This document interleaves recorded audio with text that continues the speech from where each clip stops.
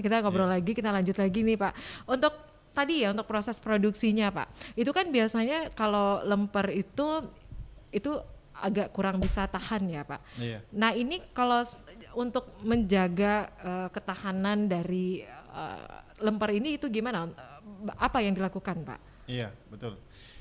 Begini, ini kan lemper ini sebetulnya boleh dikata makanan basah.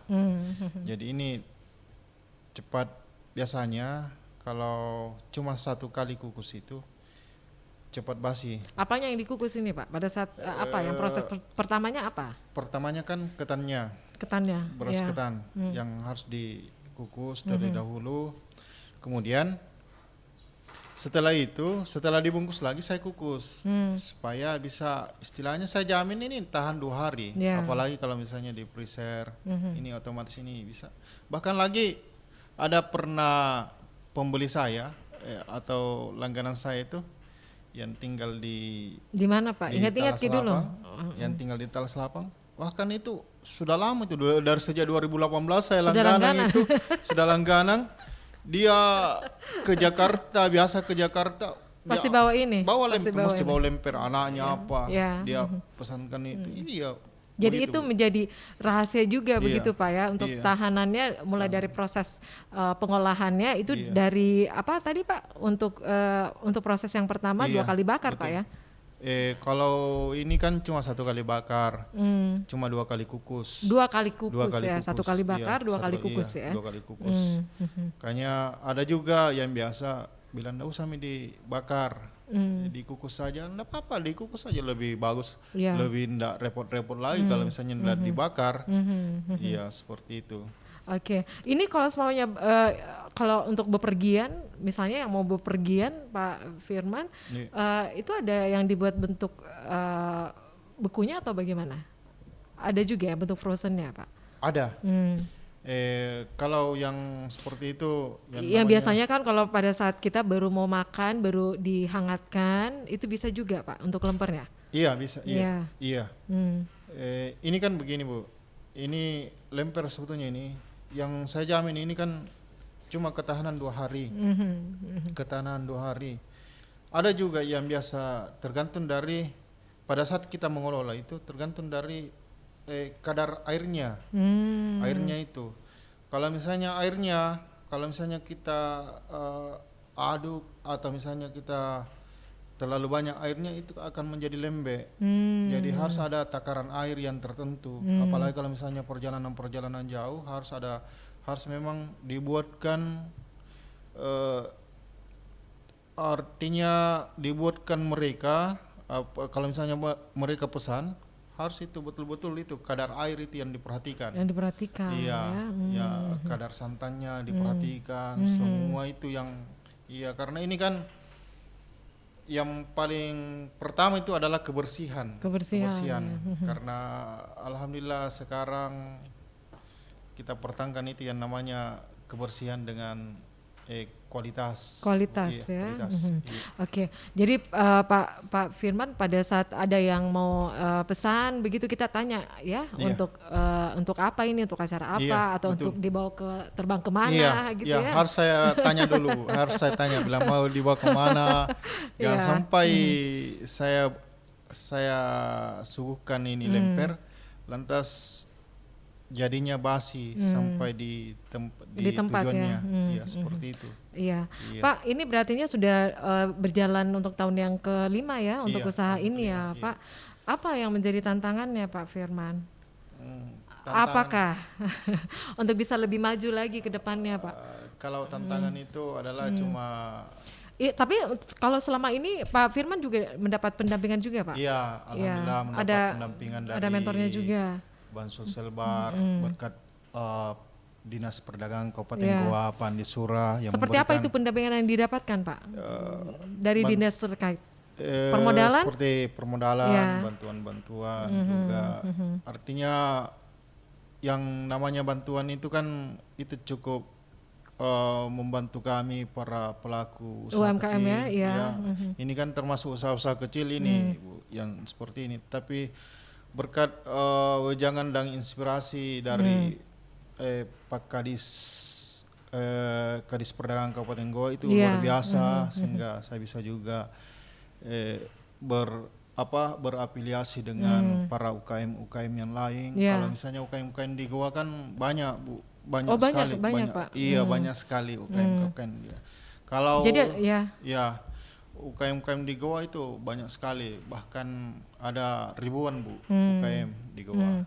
Jadi ada bentuk komunitas juga Pak? Iya, ada komunitas tertentu. Alhamdulillah sampai sekarang kita istilahnya saling memotivasi. Bahkan lagi kan biasa teman-teman juga mengadakan festival kuliner atau pameran kuliner seperti itu. Tapi kalau saya seperti ini, saya tidak bisa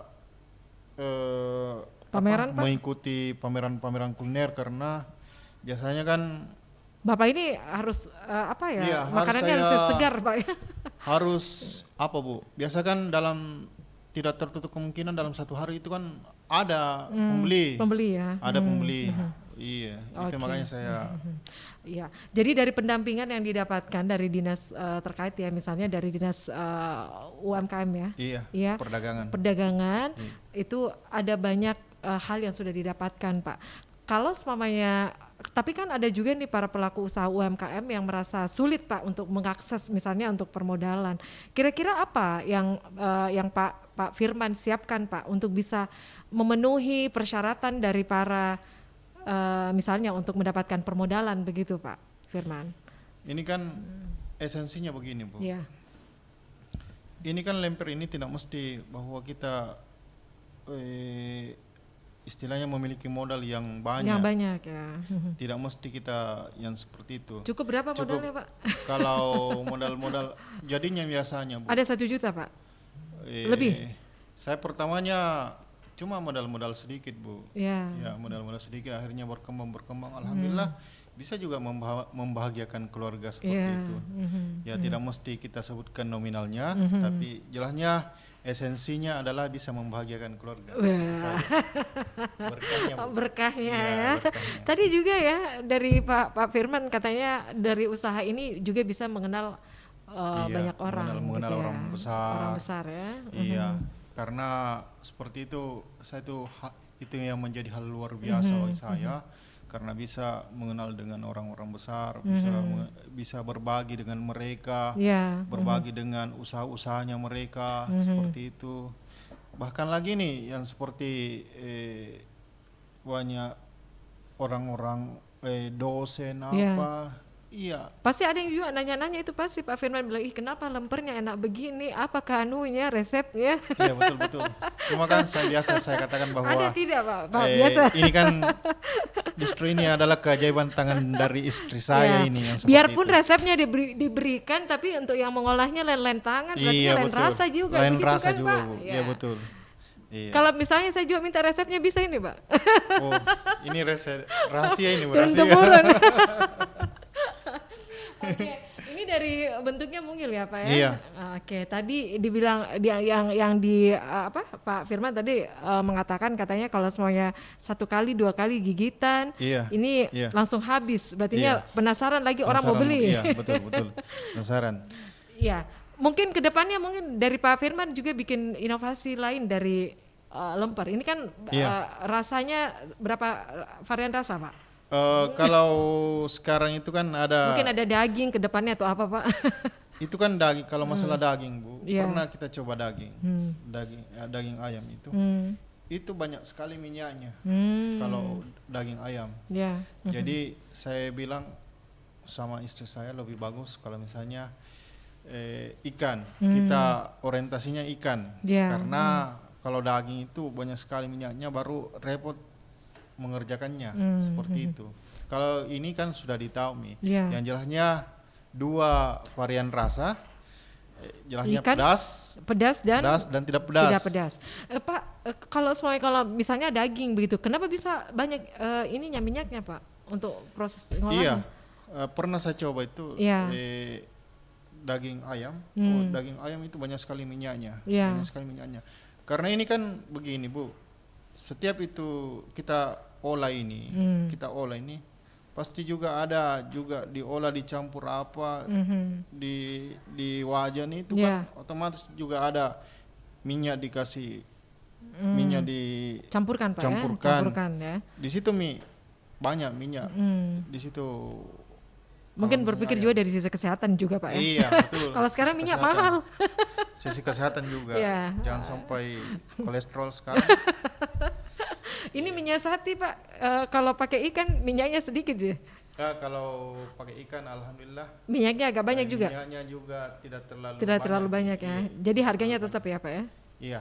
Harganya tetap. Ini juga Bu, kenapa saya pilih harga nominal 2.000 karena ini kan kalau sekarang itu kalau kita berbicara masalah uang Bu, itu yang 2.000 itu yang menjadi tren Pak? Iya, karena kalau kenapa misalnya bisa 1.000 misalnya Pak, kalau 2.000 kalau 1.000 kenapa?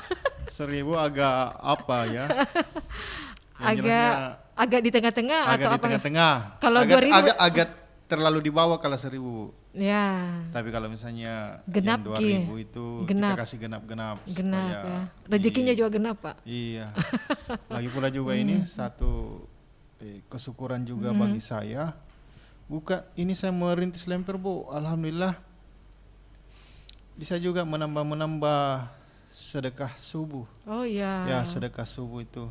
Ya luar biasa itu juga. Sedekah subuhnya gimana Pak? Kalau itu setiap hari Jumat atau setiap hari apa Pak? Setiap subuh itu kita buatkan ada memang tersendiri di rumah itu Bu, di bagian pengolahan ini kita setiap hasil dari lemper itu kita sisihkan itu nanti cukup baru disalurkan lagi ke kita bentuk bagaimana Pak? Bentuk makanan atau gimana Pak pada saat untuk sedekah subuh itu? Terkadang saya pernah dulu 2.000 saya beli makanan. Tetapi lebih bagus sekarang saya bentuk uang. Karena kalau makanan itu repot sekali. Mengolahnya jadi lebih juga saya Pak. Uang begitu Bu. Itu disalurkan kemana-mana saja Pak? Iya Bu, yang istilahnya saya keliling. Saya cari orang-orang yang betul-betul membutuhkan. Begitu. Itu dalam amplop ya, langsung dibagikan begitu Pak. Okay. Alhamdulillah. Ya.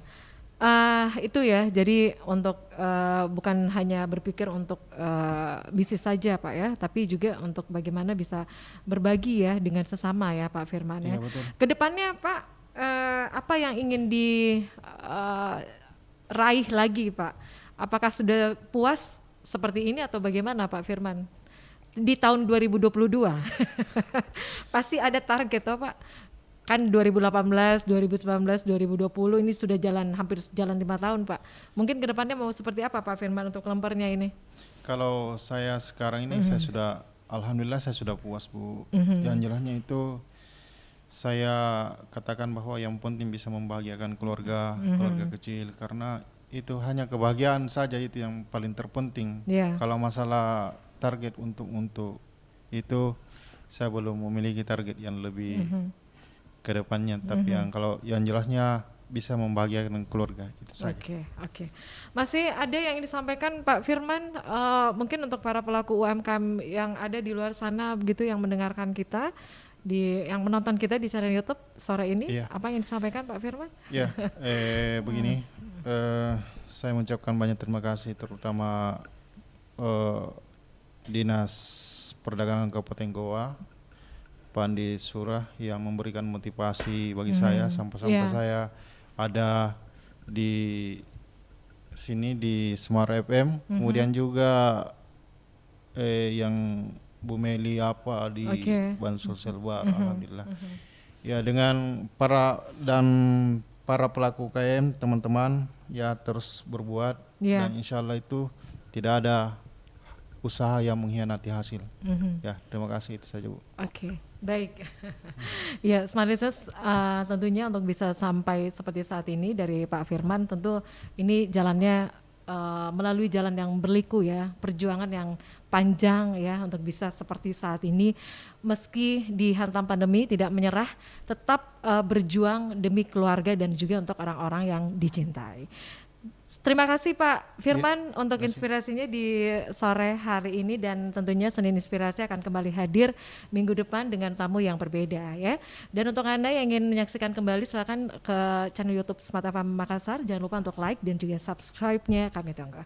Di lantai 3 Gedung Tribun Timur Makassar, saya Mirsa Arianti pamit. Ada Pak Firman di sini, kami berdua pamit. Selamat sore, assalamualaikum warahmatullahi wabarakatuh. Bye bye.